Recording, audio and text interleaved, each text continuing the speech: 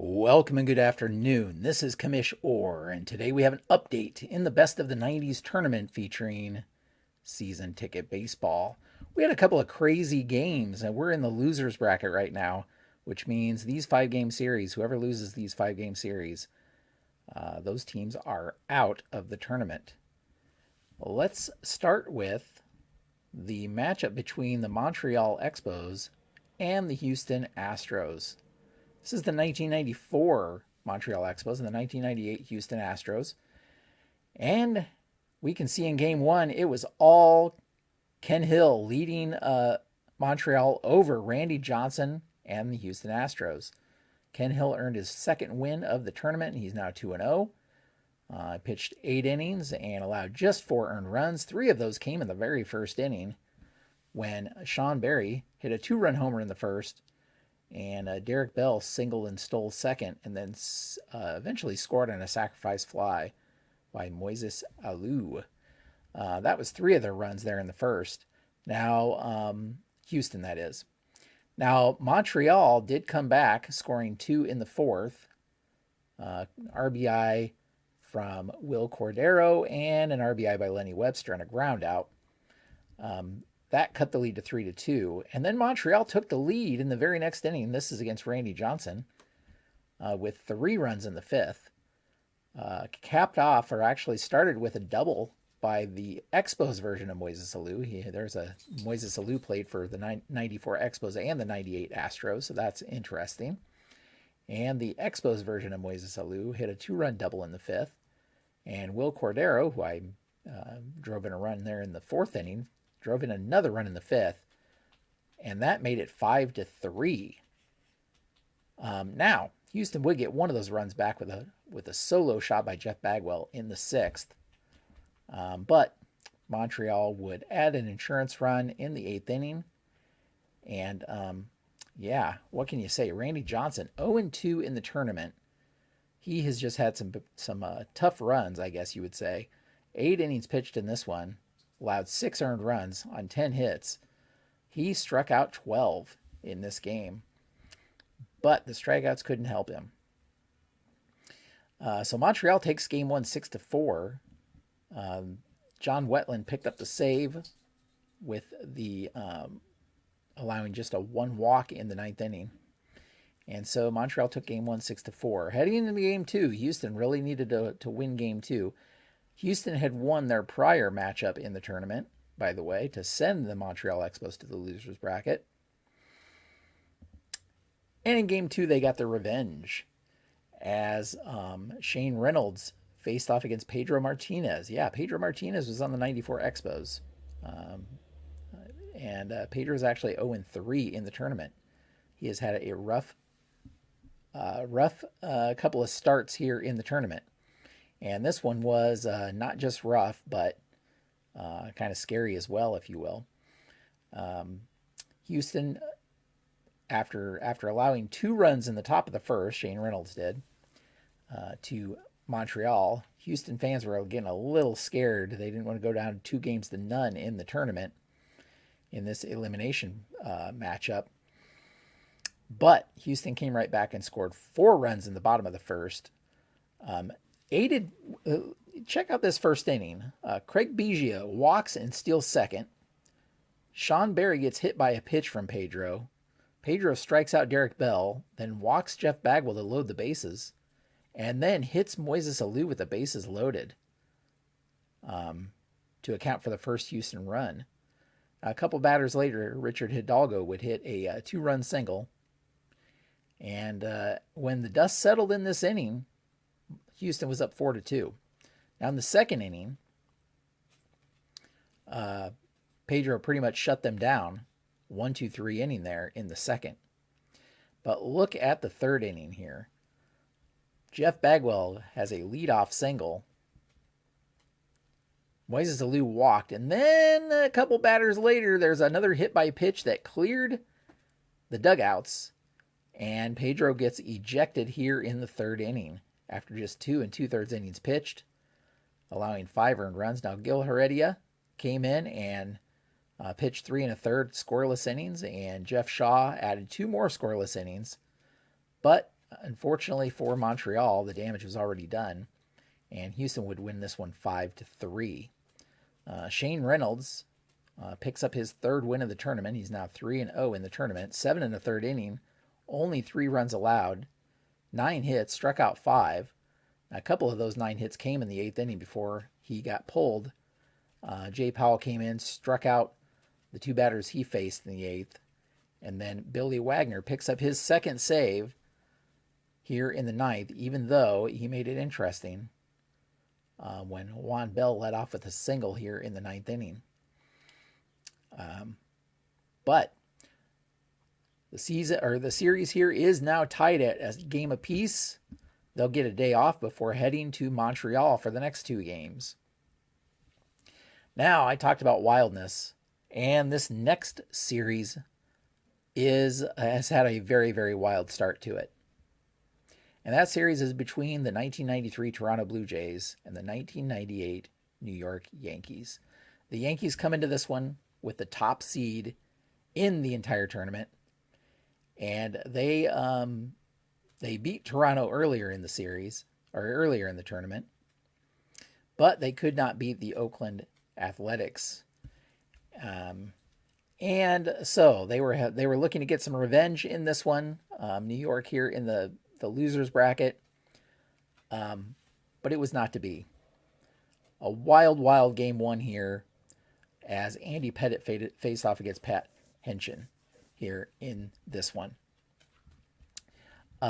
New York scored the first run here in the first, but the second inning was brutal, as all 9 Toronto Blue Jays hitters came to the plate. Things started off rough when Derek Jeter bobbled a Joe Carter ground ball. Pettit then hit John Olerud, and then it was a series of base hits. When all was said and done, Toronto scored 4 runs here in the second inning. A couple of those unearned runs because of the Derek Jeter error. Now, New York wasn't out of it. They'd score a run in the third, cut the lead to 4-2. Toronto would score one in the sixth to make it 5-2. And then New York had an inning of their own in the bottom of the sixth, as Hentgen ran into some trouble with a couple of walks himself. And Chuck Knobloch here had a 2-run double after Jorge Posada's RBI double earlier in the inning. And New York would score 4 runs to take the lead 6-5. Now, 6-5 game at this point. Pettit was still in, pitching into the 7th. And he allows a leadoff double to John Olerud, and then a 2-run homer to Roberto Alomar that put Toronto back in the lead. That was it for Pettit, and Ramiro Mendoza came in to kind of control things the rest of the way. Mendoza would allow a couple more runs, though, in the 7th. And so Toronto came out of the 7th with a 9-6 lead. New York fans, were facing a leadoff or a first game loss here, but they refused to back down. And in the bottom of the 7th, Chad Curtis hit a 2-run homer to cut that lead to 9-8. And then in the 8th inning, Tino Martinez had an RBI double to tie things up, and Darryl Strawberry hit a go-ahead base hit, an RBI single that put New York in the lead in the bottom of the 8th.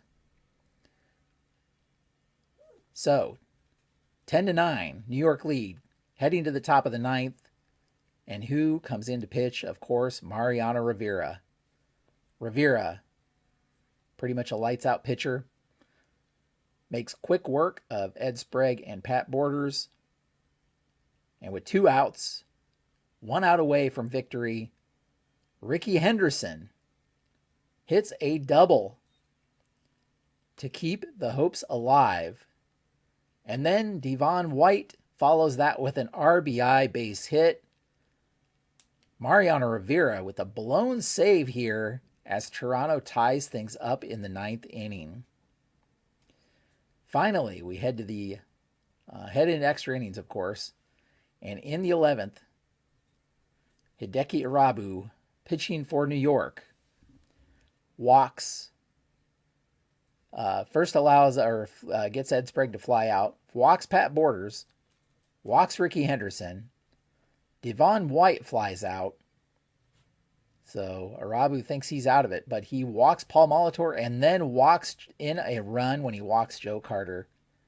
4 walks in the inning, and Toronto takes the lead. That was just enough of an opening that they would need here as Dwayne Ward comes in, pitches a perfect 11th inning to pick up his 5th save, and Toronto walks away with the victory 11-10 against the New York Yankees. A crazy game, 11-10. New York, 3 errors in this one, and a lot of walks. 9 walks total, 5 of those in the last 2 innings, and 4 of those in the very last inning. So Toronto takes game 1.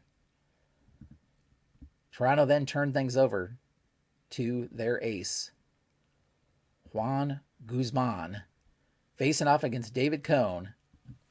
And the tone would be set in the very first inning when, once again, coming off a 3-error game for New York, Chuck Knobloch bobbles an easy grounder from Ricky Henderson to lead off the game, and that would just set the tone for the way the rest of the game would go. 2 unearned runs in the first, and then in the 5th, another crazy inning. Pat Borders pops out, Ricky Henderson grounds out, 2 outs, but they could not get out number 3 as Olerud singles, Roberto Alomar walks. There's another error, this time by Scott Brocious. And Molitor and Fernandez follow that with RBI base hits. All 9 Toronto batters would hit in the inning as Toronto would score 3 more runs, all of them unearned. 5 runs, and all 5 runs unearned at this point for David Cone.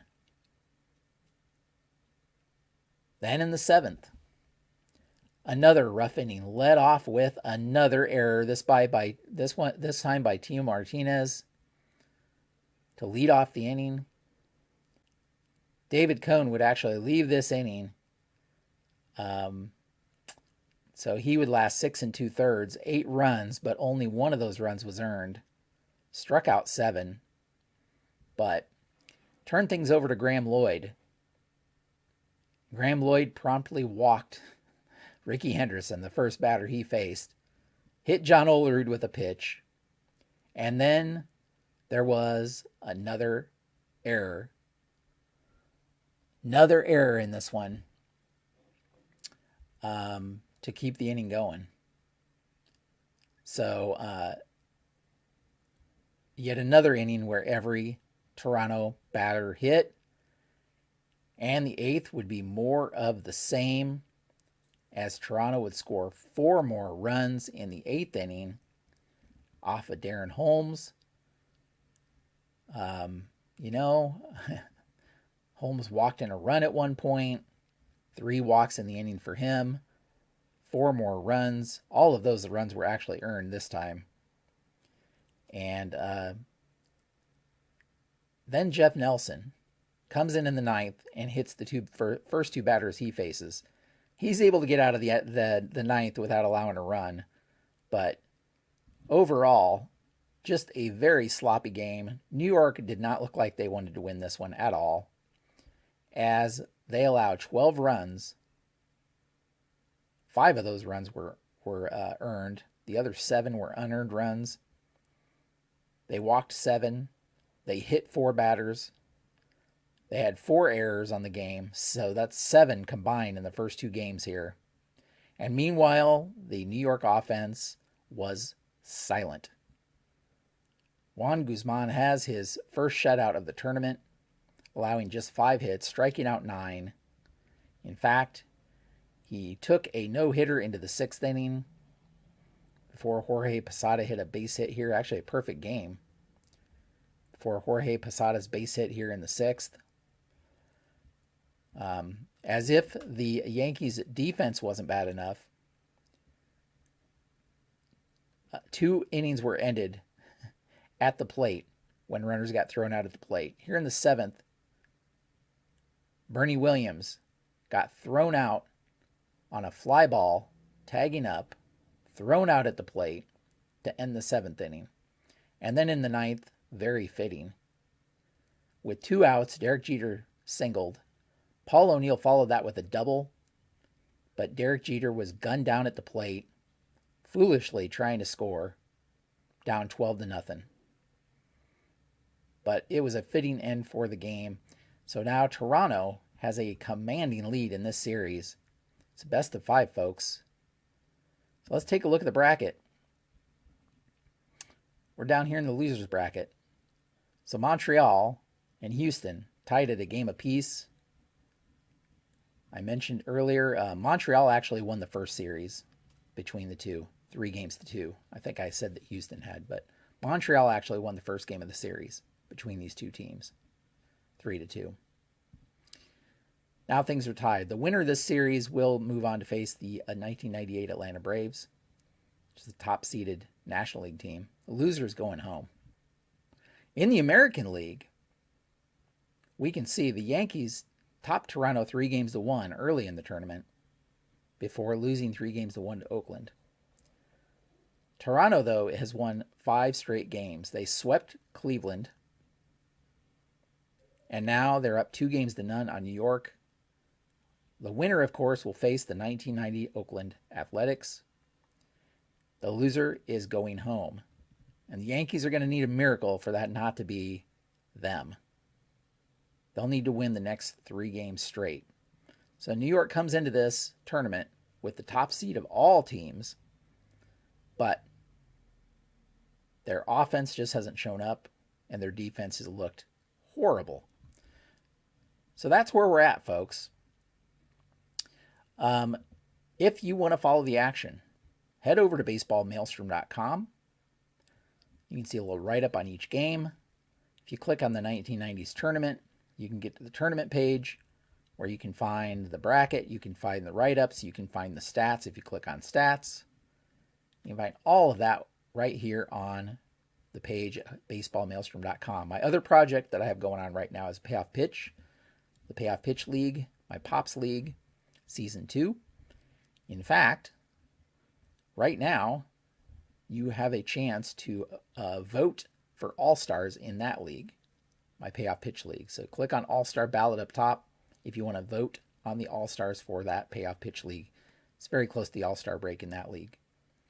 So, what do you think of that? Crazy, crazy games. Can the Yankees pull things together and win the next 3 to have a shot at getting back in this tournament? I don't know. It's a tough order. But I appreciate you following along. If you're so inclined, click the like button. Leave me a comment down below. Consider subscribing. I appreciate it all. Thank you so much for watching, and until next time, have a great evening.